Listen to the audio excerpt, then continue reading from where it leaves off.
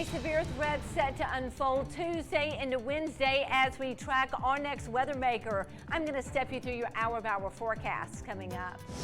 Well, there will be more cases. There's no question. We're ramping up testing. Coronavirus spreading, another death, and more confirmed cases, including in neighboring Florida.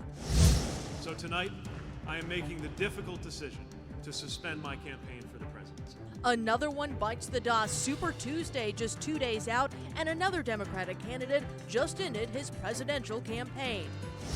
NBC 15 News at 10 starts now. Breaking news right now as we come onto the air. A second man has died from the coronavirus in Washington state, bringing that state's total cases to 12. And just into our newsroom, there are now 2 confirmed cases of the coronavirus in Florida, near Tampa. That brings the coronavirus to 10 states now. Cases were also confirmed in New York and Rhode Island today. Others have been confirmed in Washington, Oregon, California, Arizona, Illinois, Wisconsin, and Massachusetts.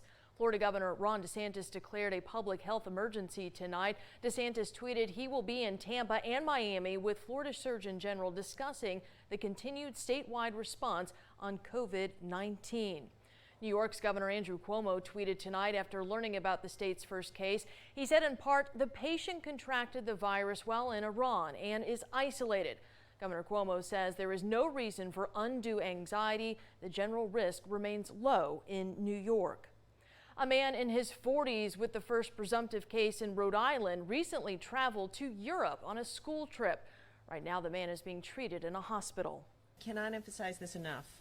Every single one of us has to play a role in being prepared and in limiting the spread of this illness.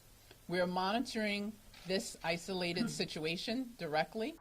Students and chaperones who also attended that trip are now being self-quarantined. So here's what we know right now about the coronavirus, also known as COVID-19. Globally, there are more than 85,000 cases. 2 people have died in the United States. There are 10 states with confirmed and presumptive cases. In China, where the virus originated, there are nearly 80,000 cases of the coronavirus and more than 2,800 deaths.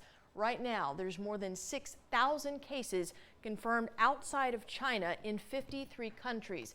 86 deaths have been reported. Right now, health and government officials are more concerned about the coronavirus than the flu because there's no vaccine and still so many unknown variables. Some officials even say it's easier to catch than the flu. Today, the president tweeted about expanding screening of travelers involving, quote, certain high-risk countries. Not travel to those affected areas in Italy and in South Korea. But we're also making that connected to a screening process that we've already initiated discussions with both countries. While the White House task force is cautioning the public of the widespread virus, they're urging Americans not to panic. Tonight, masks are flying off shelves as people panic about COVID-19 in the United States. Now the U.S. Surgeon General is urging people to stop buying them. Dr. Jerome Adams took to Twitter saying, quote, seriously, people, stop buying masks. They are not effective in preventing the general public from catching coronavirus. But if healthcare providers can't get them to care for sick patients, it puts them and our communities at risk. NBC 15's Rachel Wilkerson spoke to former Surgeon General Dr. Regina Benjamin about what precautions people should be taking here. Rachel? Andrea, Dr. Benjamin, a Mobile native, says she's not against people buying masks, but says masks aren't going to protect you from catching the virus.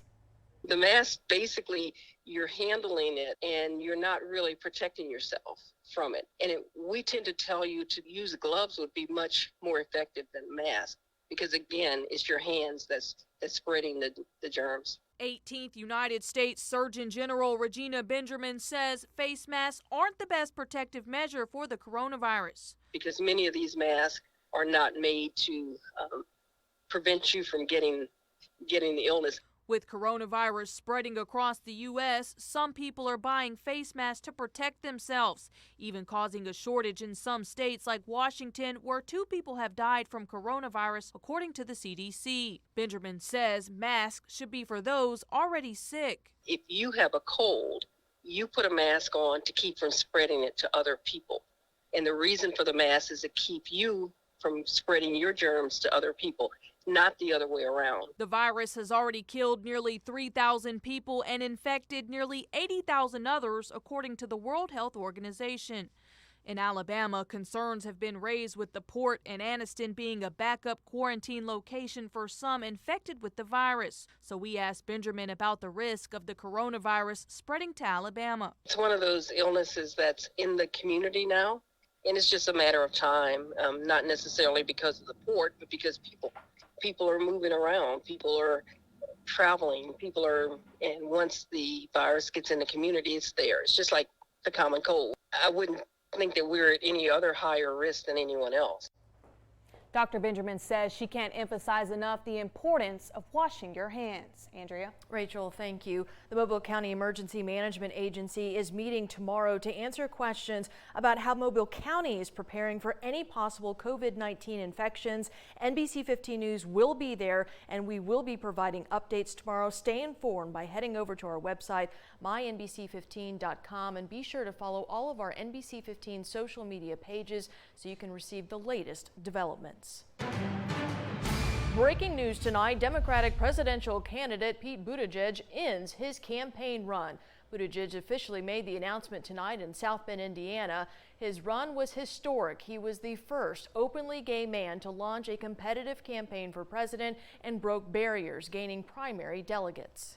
I will do everything in my power to ensure that we have a new Democratic president come January. Our goal has always been to help unify Americans to defeat Donald Trump. Buttigieg made the decision after he struggled to compete in South Carolina's primary. We'll have much more a little later in this newscast. Well, tonight we are tracking our next weather maker. NBC 15 meteorologist Kelly Foster joins us now with the Gulf Coast certified most accurate forecast by WeatherRate. Kelly, we're looking at a severe threat Tuesday. We are, Andrea, for the northwest corner of our viewing area. We could be looking at damaging winds, even a brief tornado lining up from Coffeyville, sliver of Clark County through Washington County, Greene, and George County. This is the area that's under that level 1 threat. We will keep you up to date if that threat slips a little bit further to the south and east and includes Mobile County. This is going to be the culprit. This front coming in as a cold front, getting hung up as a warm front, and then a low is going to kick across Texas, Louisiana, and sling more moisture our way. So Tuesday, the severe threat for the northwest corner of our viewing area. Wednesday, we get the brunt of the rain. We could collect about 3 inches of rain for Mobile, about 3 1/3 inches for Evergreen, that's in Conecuh County, around 2 inches for Fairhope. So although we've been seeing a lot of our local rivers beginning to recede, this could be a game changer with all this rainwater coming in midweek. So a 30% chance of wet weather in advance of the system, 40% Tuesday, 60% for Wednesday, and only some stray showers for your Thursday. We're going to talk more about the severe weather threat and what's in store for the first week of March a little bit later in the show. Kelly, thank you. It's important to stay weather aware. We have made it so easy for you. Just download our NBC 15 weather app. It's free and easy to use. Search WPMI Weather in the Google Play or App Store and we'll send you weather alerts. You can track storms on the go. Thousands marched in Selma today, marking the 55th anniversary of Bloody Sunday. On that day in 1965, protesters marching across the Edmund Pettus Bridge were stopped and beaten by state troopers and local police. That led to the Selma to Montgomery March and passage of the 1965 Voting Rights Act. Still ahead tonight, campaign trail heating up. Democratic candidates hitting the ground hard ahead of this week's primaries. Still to come, flames in the sky, incredible video of this house fire. Salute to our veterans. Sponsored by Navigator Credit Union, guiding the Gulf Coast since 1939. NBC 15 is giving a salute to our veterans. Tonight, we honor Sergeant John Oliver White, who served in the U.S. Army. He lost his life during the Vietnam War. He was from Saraland. Thank you for your service and for giving the ultimate sacrifice. Sergeant John Oliver White.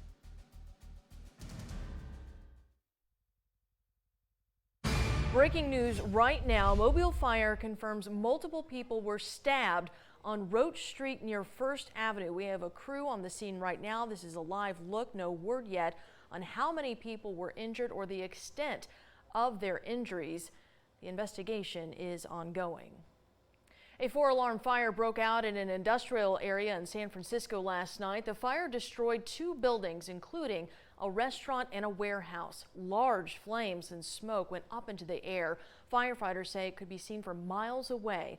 Officials say the restaurant was under renovation. One person lived above that restaurant but was able to get out safely. No injuries have been reported. Multiple people hurt after flames engulfed a 2-story home in Delaware.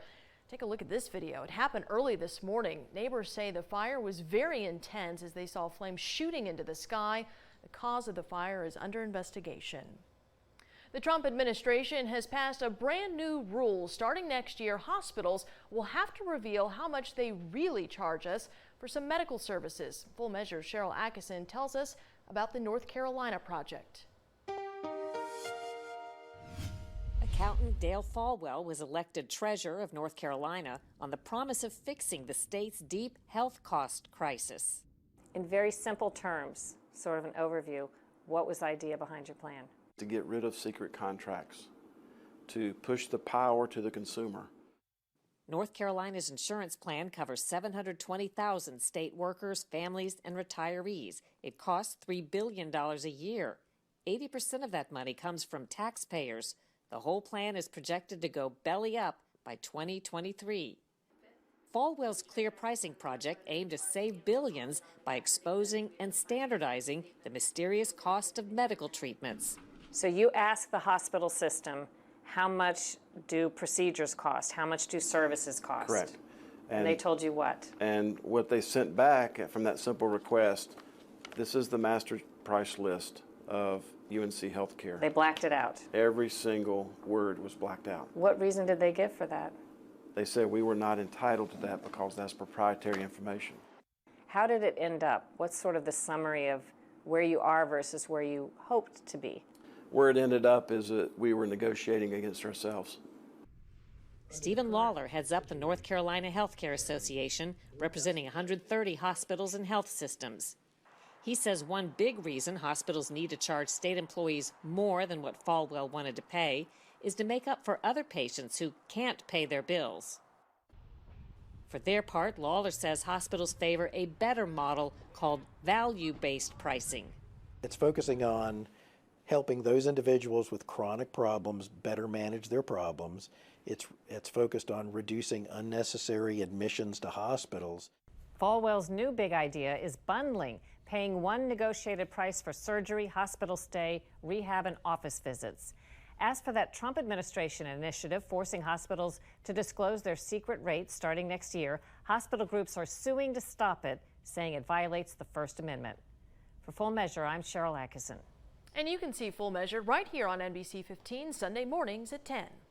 NBC 15 weather with meteorologist Kelly Foster, certified most accurate forecast by Weather Rate. Hope you had a great first day of March. We're already tracking our next weather makers. Storms are set to ignite Tuesday afternoon, Tuesday evening. We could be looking at damaging winds, brief tornadoes, and then on Wednesday, a flooding threat. We're going to get a lot of rainwater coming down at once. We want you to check back in with us in between now, Tuesday, and Wednesday as we continue to update the forecast. Right now, we're under a level 1 threat for the northwest corner of our viewing area and a line from Coffeyville through Chatham, Leakesville, all the way down to Lucedale. So we have Clark, Washington, Greene, and George County under that threat of severe weather. Take a look at by about noontime tomorrow, we begin to see some showers dot the landscape for downtown Mobile right along Interstate 10. And then we're going to continue to have this onslaught of moisture surging in from the Gulf of Mexico. Our air mass is going to be super saturated. Tuesday morning, foggy around 7 a.m., but by 7 p.m., showers begin to move in. All this action in advance of a cold front. Take a look around 10 o'clock. Thunderstorms firing up along Highway 98 in between Lucedale and Mobile, and some stronger storms right there across northern Jackson County. Again, we will continue to fine-tune the forecast. Here's a look at the weather maker. This cold front's going to come marching in. It will get hung up as a warm front, and then we're going to see this low kick out from Texas, skirt the northern Gulf of Mexico, southern parishes of Louisiana, Mississippi, southwest Alabama, and sling a ton of moisture our way. So Wednesday, we could be looking at some big time flooding issues. How much rain are we talking about? Well, at this point, it looks like the brunt of the rain is going to be coming in during the day on Wednesday, and we could see about 3 inches of rain from Mobile, and we're talking about 3 1/3 inches for Evergreen. In fact, areas north of Highway 84 could accumulate about 4 to 5 inches of rain, depending upon how fast the system moves. And then you can see along our beach zones will average around 1.5 to 2 inches of rain. So a 30% chance of wet weather for Monday, a lot of moisture-laden atmosphere. 40% for Tuesday, a 60% chance for Wednesday. Then that rain coverage will quickly fall. In fact, on Wednesday, we could be looking at more severe weather across southeast Mississippi for areas of George and Greene County and even a slice of Jackson County. Bayou Sarah, still some moderate flooding set to fall. Mobile River, minor flooding. Again, we are expecting this to continue to fall, and the same for the Mobile River near Claiborne Dam. However, all this wet weather coming in Wednesday could change that. Don't forget, as we head into the upcoming weekend, seasonal temps, and we're going to spring forward on Sunday. Kelly, thanks. Still to come, the comeback kid, Joe Biden, wins South Carolina. He now has some momentum heading into Super Tuesday.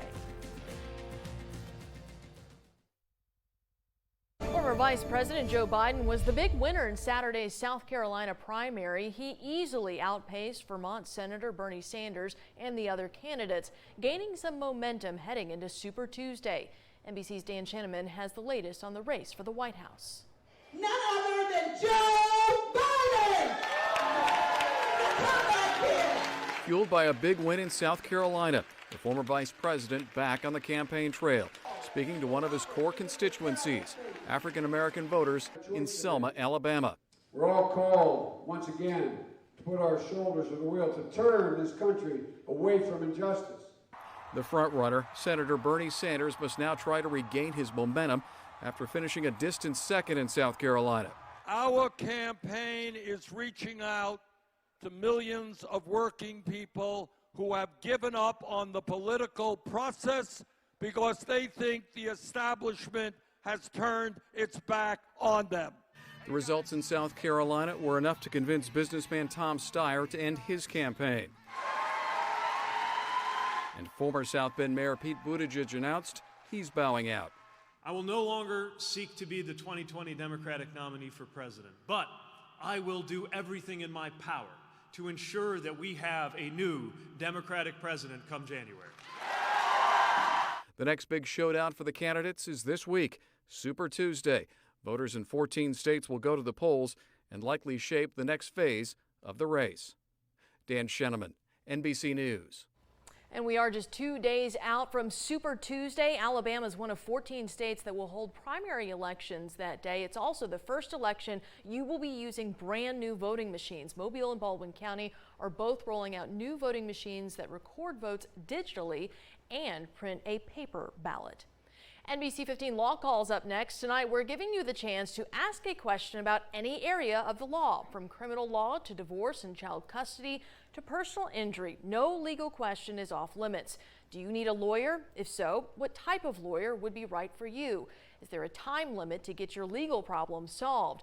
If you have a question about the law, tonight is your chance to ask us anything. Give us a call. We'll be taking your questions live in just a few minutes.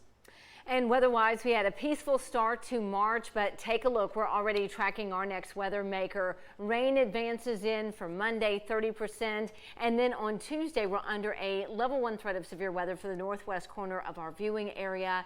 And we could be looking at damaging wind gusts, an isolated tornado. And then on Wednesday, with that same system, there will be the potential for flash flooding across the inland zones of our viewing area. In fact, Tuesday and Wednesday, Mobile could collect about 3 inches of rain, possibly 4 to 5 across the northern fringes of our viewing area. But we're drying out. We spring forward next weekend where we're going to have sunshine. Just got to get through Tuesday and Wednesday. Yes, That'll be for nice. sure. All right. That's going to do it for us. Thanks so much for watching. Law Calls up next.